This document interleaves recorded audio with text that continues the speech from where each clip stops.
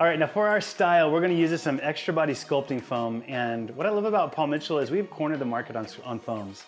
And I think we have this bad mentality about foam sometimes because of the 90s. We think about this really like crispy crunch to it. But what I love about Extra Body Sculpting Foam is it does things again twofold for me. I always want something that's a dualistic product. One, it's a foam, so it's gonna be light and it's not gonna weigh the hair down. So extra body, meaning I want this to be bigger, I'm actually gonna reach for a foam that has some body into it, like the Extra Body Sculpting Foam. It has a lot of panthenol, which is gonna make the hair swell up and get bigger.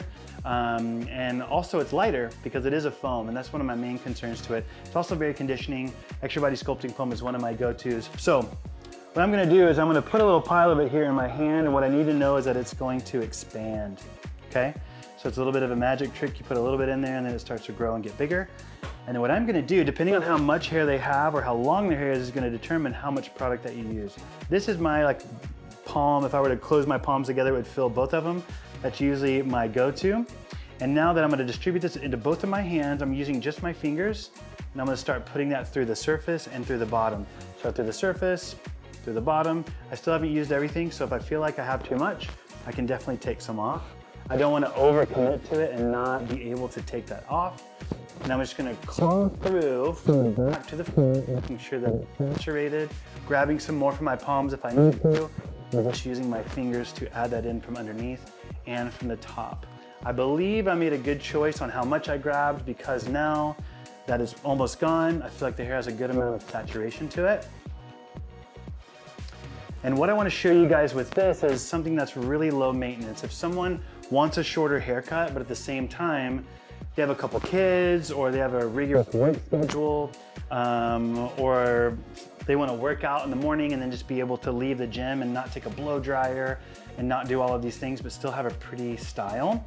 What I'm wanting to do is just basically scrunch her hair. And so now that I have this product through, I want to get everything where it needs to be. So some of this front can be integrated back. I would tell my guests just to brush all of her hair back with her fingers. And then once it's out of their face, what I want to do is go just through the length, and I want to scrunch this up. Notice my fingers here are holding her hair back.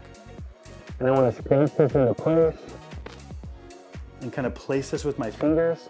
And now the coaching that I would give my guest would be to not touch their hair as long as possible. So this foam right here is gonna start to dry out.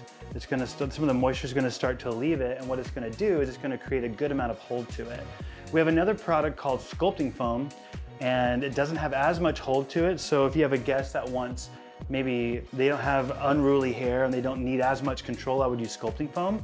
But if this person has it and they're really expanded, they have a lot of lightener in their hair and it's getting big, and it's getting too big and frizzy, which is the F word for curly hair, then I would use Extra Body Sculpting Foam for the condition, but also the hold and the memory to it so it can stay all day, and they can be able to challenge their day without thinking about their hair.